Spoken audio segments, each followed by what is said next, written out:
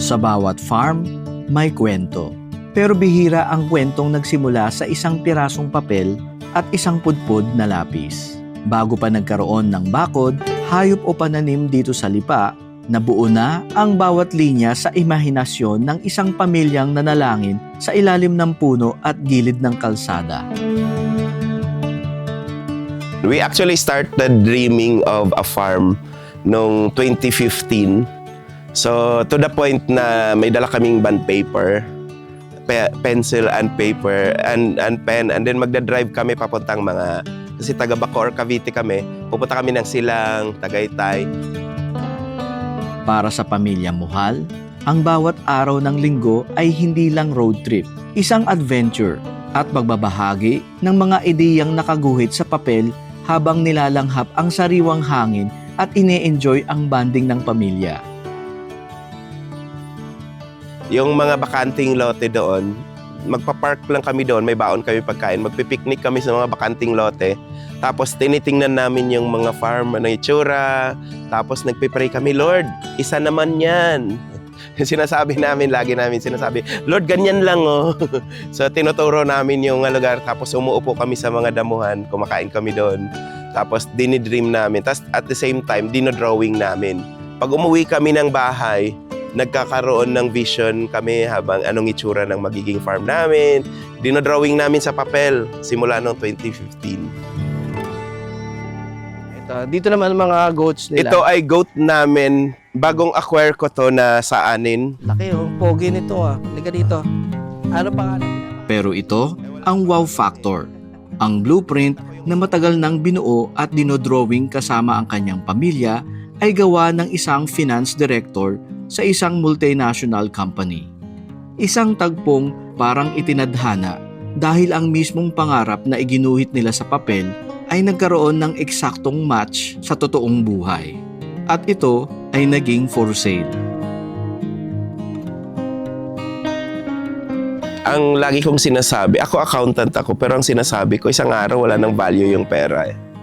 So katulad ngayon, kaka-increase lang ng gasolina, konti na lang, ang malaki mong pera, pang gas, konti na lang yung naita-travel mo. So ibig sabihin, lumiit yung halaga talaga ng pera mo.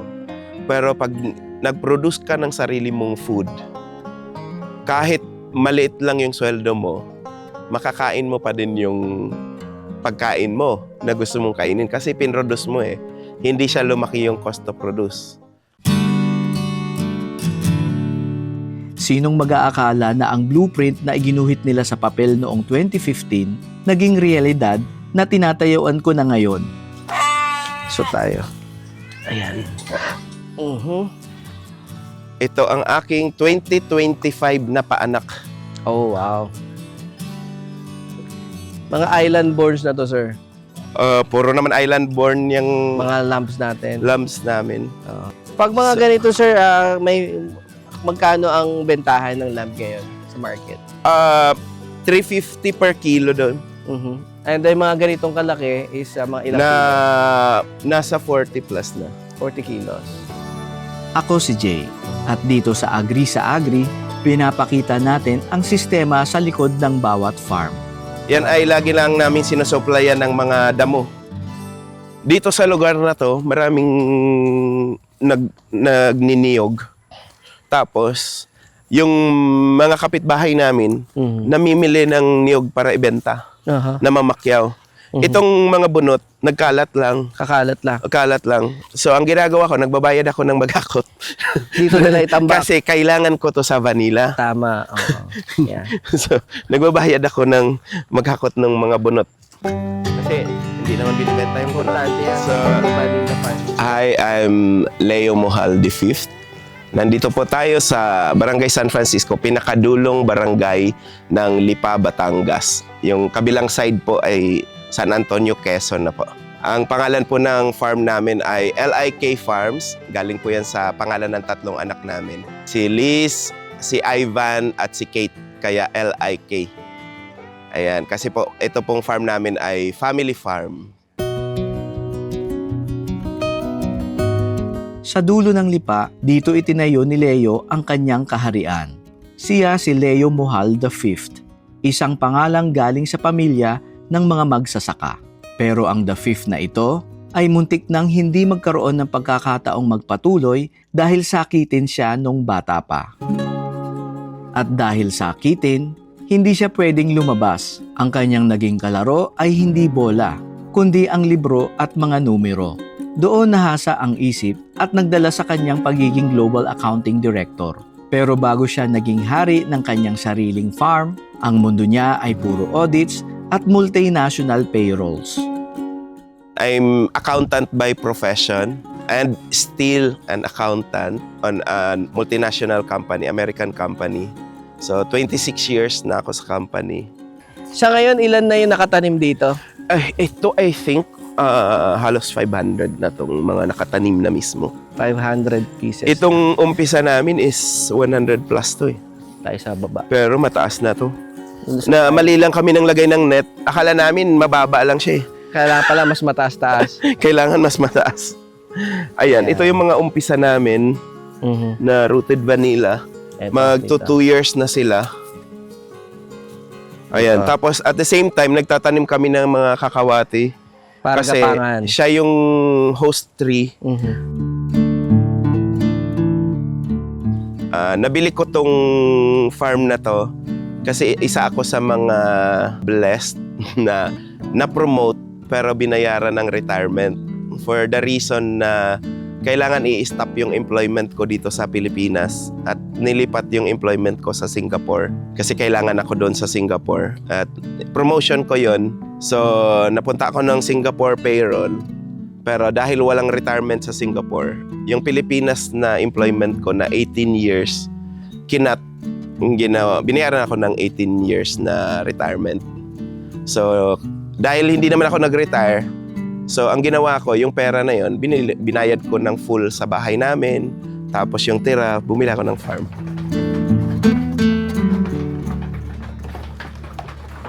So, Linis, maganda yung area nila. Ang maganda kasi may ventilation.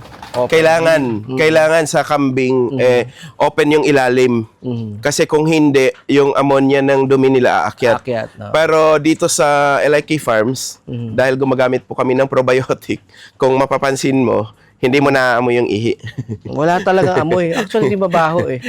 Naka-probiotic po yung every morning ng water nila. And then, yung kanilang pagkain, dahil naka-silage po sila, ang silage ay may probiotic din.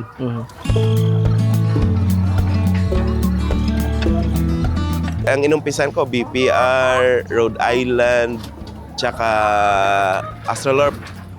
Yung tatlong yan, bumili ako ang mahal. Kasi nang mahal, nag-umpisa kami. Pero yun yung inalagaan namin sa loob ng bahay namin sa Bacoor. Kasi wala pa naman kaming farm noon. Inalagaan na namin siya sa loob ng kwarto. Hanggang lumaki siya, may mga 2 meters kami na na bakante sa harapan ng bahay bago ang bakod. So naglagay kami doon ng 3 pen na kasi nung lumaki ng mga sisiw, nilagay namin doon, sinet namin sila 4 na babae sa isang lalaki. Tapos nilagay lang namin sa mga square pen na binili namin. Tapos nilagyan ko lang siya ng buhangin. Nilagay ko ng hollow block na harang para walang magkalat. Tapos yung 3 pen na yon, nangingitlog, start ako bumili ng 50 na incubator, 50 capacity. Tapos ang bilis lang pala mapuno, bumili ako ng 100. Ang bilis din mapuno, nag-300. So, nagkakasisiw ako. Tapos sabi ko, napupuno yung bahay namin, puro dog cage ang nilalagyan ko. Nilalagyan ko lang ng screen na half para wag lumusot ang sisiw. Tapos bumibili ako ng mga ilaw, nilalagay kong wire, sana saksak, puro extension wire yung bahay namin. Puro sisiw na nalagay ng Dito pa lang sa setup nila, may makikita ka ng pagkakaiba. Hindi ito trial and error lang. May direksyon ang bawat galaw. Ayan, tapos at the same time, nagtatanim kami ng mga kakawati. Para kasi gapangan. siya yung host tree. Tapos, pag lumaki na to, ang mangyayari is aalisin na namin yung mga net. Sila na lang talaga yung natural shade niya. Tama. Ang kakawati dahil kaya kami nag-alaga din ng baka kasi gagawin din namin siyang fertilizer. So, yung kakawati, Double purpose na. source ng nitrogen, yung dahon. Aha, double Tapos, purpose na. Yung dumi ng baka tsaka kambing, yun yung i-convert namin into vermi. Oh, So, may vermi ka na rin. maganda kasi ito sa vermi, itong dahon ng kakawati. Kakawati. So, Marami host siyang tree siya gamit. ng vanilla. At the same time, pakain din to ng moderately sa mga livestock. Yung Kasi mga pampurga to eh. mga tinitrim mo, pwede may pakain. Tapos yung mga dahon niya, okay lang din siya mahulog.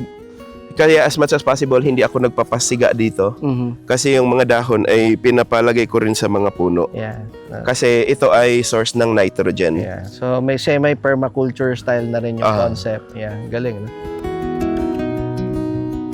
Hindi lang basta pananim ang vanilla. Para kay Leo, ito ang green gold. Isang strategic choice para sa isang hektaryang farm na kailangang magbigay ng maximum return.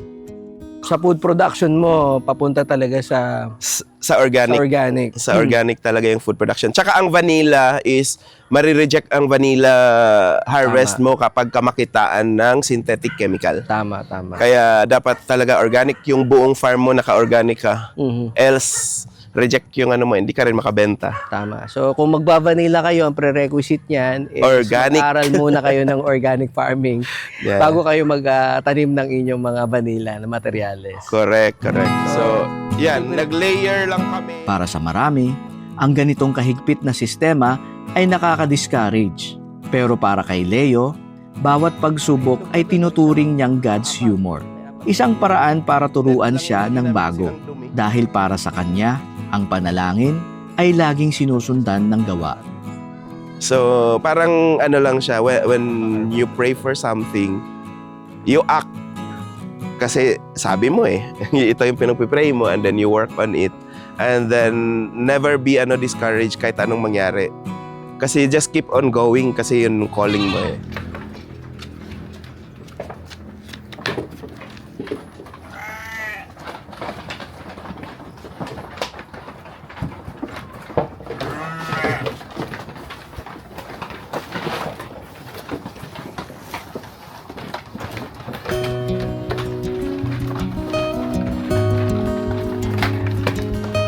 Ilang beses kayo naglalagay sa isang buwan ng probiotic? Every morning. Every morning, every day? Mm. Oh, Pero kailangan super lang, low dose. low dose na lang. Low And, dose lang talaga. it- Para lang sa para maganda yung health nila sa digestion. Mhm. Pero yung probiotics para sa pagtanggal ng amoy. Ang kaya ang amoy kasi is waste kasi yun. Mm. So, which is ammonia na sumasama sa ihi. Mhm. Yun yung kaya super panghi ng Ihilo kambing. na. Pero, dahil naka-probiotic siya, ibig sabihin, mas maganda yung absorption niya ng mga nutrients.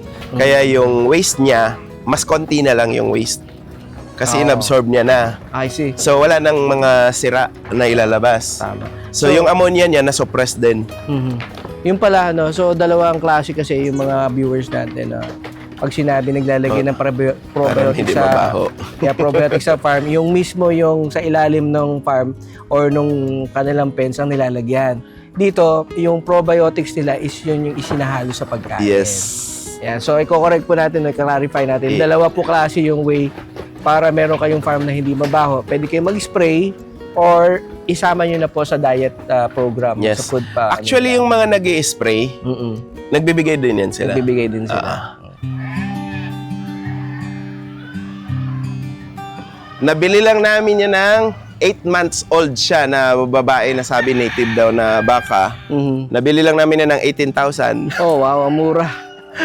Napakamura. 18,000 3 years ago. Blessing ulit. Tapos, may kaibigan akong may truck na panghakot, dinala, nagbayad ng 5,000. 23,000 dumating. Kasama ang Yeah, transport. sabi na nila, bawing-bawi daw ako. Para Tapos may sumunod pa siyang diniliver. Sabi niya, pinautang niya ito. Itong baka na to, pinautang naman niya 60. maaamo yung alaga mo dito. So, puro utang. Tapos, ayan, fully paid naman na. Letting your kids be onboarded dun sa dream mo is a good thing. Bakit? Kasi it's useless to build an empire na yung mga prince and princesses mo ayaw tumira. So, useless yun. Ang mangyayari pag wala ka na, ibibenta na lang nila yung farm kasi they don't love what you're doing. So, for me, I engage my kids kahit nung mga 3, 4, 5 pa lang sila na dinodrawing namin tong farm. Ang anak ng magsasaka na naging eksperto sa numero at ang amang naniniwala na ang bawat pagsubok ay God's humor. Kung babalikan natin noon, hindi siya gaya ng ibang bata na malayang nakakatakbo at nakakapaglaro sa labas dahil sa kanyang pagiging sakitin. Kaya naman dito, binubuo niya ang kalayaang kailanman ay hindi niya nakamtan noong kanyang kabataan. Yung mga nyug yan, bigay. Meron ka pa rin. Yung mga nandoon.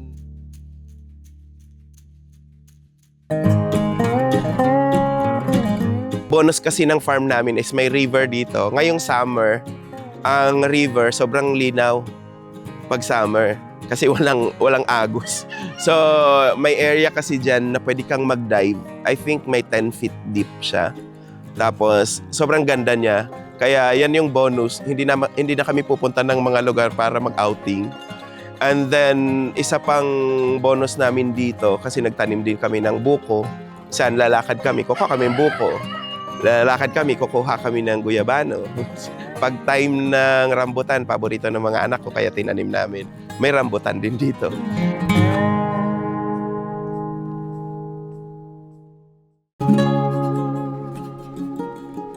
Seeing the reality of what we have been drawing long ago, and then they are excited, and then I keep on telling them, kahit minsan wala sila dito sa farm, they want to see, minsan pag may nanganganak na kambing, gusto nila ng video habang nanganganak yung kambing, nanganganak yung baka, gusto nila yung mga ganon.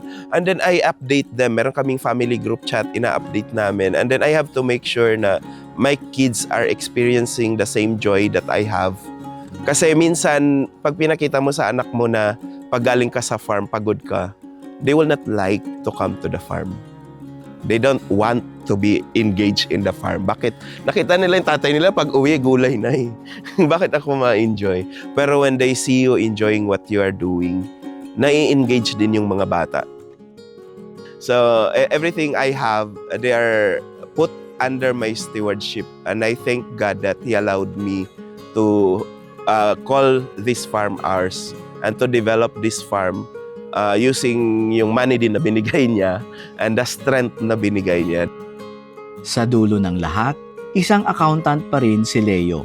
Alam niya ang halaga ng bawat sentimo, pero alam din niya na darating ang araw na ang mga numero sa bankbook ay mawawalan ng silbi o halaga. Pero ang lagi kong sinasabi, ako accountant ako, pero ang sinasabi ko, isang araw wala nang value yung pera eh. So katulad ngayon, kaka-increase lang ng gasolina, konti na lang, ang malaki mong pera, pang gas, konti na lang yung naita-travel mo. So ibig sabihin, lumiit yung halaga talaga ng pera mo.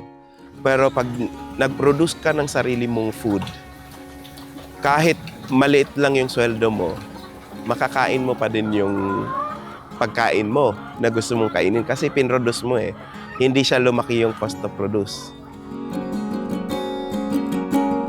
Mula sa maliit na kwarto sa Bacoor hanggang sa malawak na lupang ito, pinatutunayan niya na ang tunay na kayamanan ay hindi ang perang pwedeng ma-devalue ng krisis. At ito ang kakayahang magpakain sa pamilya. Maliit man ang iyong bakuran, sa lungsod o malawak ang farm sa probinsya, ika niya, success is not a secret. It's a system. Tinuloy lang ang laban hanggang gumagana na. Ako si Jay, naghahandog sa inyo ng kaalaman, inspirasyon at oportunidad. Hanggang sa susunod na kwento ng pag-unlad dito sa Agri sa Agri. Don't forget to like and subscribe.